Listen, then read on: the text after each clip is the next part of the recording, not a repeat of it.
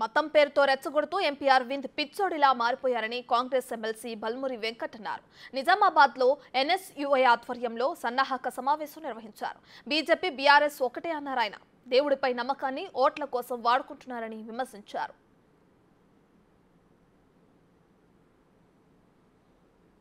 మైకంలో విద్యార్థులను రెచ్చగొట్టి ఓట్లు దండుకోనికి ఒక గుండుగాడు వచ్చిండు. ఆ గుండుగాడికి బుద్ధి చెప్పాల్సిన బాధ్యత ఈ పార్లమెంట్ పరిధిలో ఉన్న ప్రతి ఒక్క విద్యార్థి పైన ఉంది. ఆ గుండుగాడిగిన ఆ పిచ్చని మనం ఇక్కడ కట్టడి చేయకపోతే పిచ్చికుకి ఏం చేస్తుంది? కట్టడి చేయకపోతే పిచ్చికుక్కని తీసుకుపోయి హాస్పిటల్లో పెట్టాలి.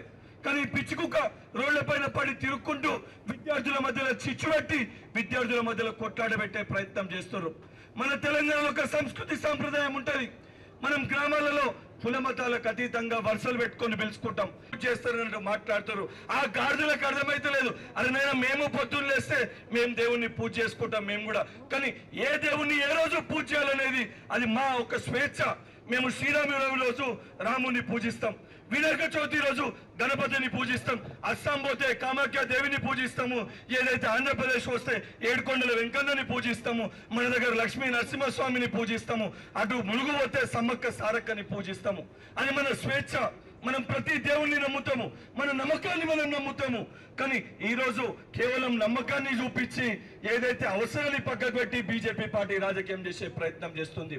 వృత్తిపరంగా నేను ఒక డాక్టర్ని. ఈరోజు ఎవరికైనా మన కుటుంబంలో హార్ట్ అటాక్ వస్తే మనం మొదటగా తీసుకుపోయేది హాస్పిటల్కి. హాస్పిటల్ అనేది అవసరం.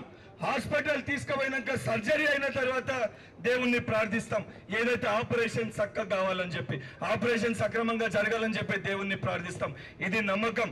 హాస్పిటల్ అనేది అవసరం తీరుస్తేనే నమ్మకాన్ని మనం మొక్కుతాము. అది మర్చిపోయి కేవలం నమ్మకాన్ని చూపించి రాజకీయ లబ్ధి కోసం బీజేపీ పార్టీ నాయకులు ఏదైతే సంబంధించి మతపరంగా చిచ్చు పెట్టే ప్రయత్నం చేస్తున్నారు. దీన్ని తిప్పికొట్టాల్సిన బాధ్యత ప్రతి ఒక్క ఎన్ఎస్ఐ సైనికుని పైన ఉంది.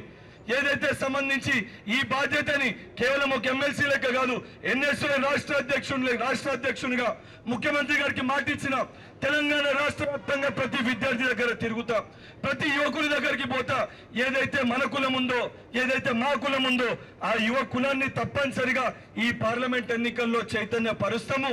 ఈ బీజేపీ పార్టీ ఎన్ని చిచ్చులు పెట్టినా, మతాల పరంగా విభజించి పాలించే ప్రయత్నం చేసినా తప్పనిసరిగా కాంగ్రెస్ పార్టీ ఒక అభ్యర్థులు ఎవరైతే ఉన్నారో, ఏదైతే 17 పార్లమెంట్లో 14 పైన స్థానాల్ని తప్పనిసరిగా కాంగ్రెస్ పార్టీ అభ్యర్థులని గెలిపించడానికి ఎన్ఎస్ఐ బాధ్యత తీసుకుంటుంది.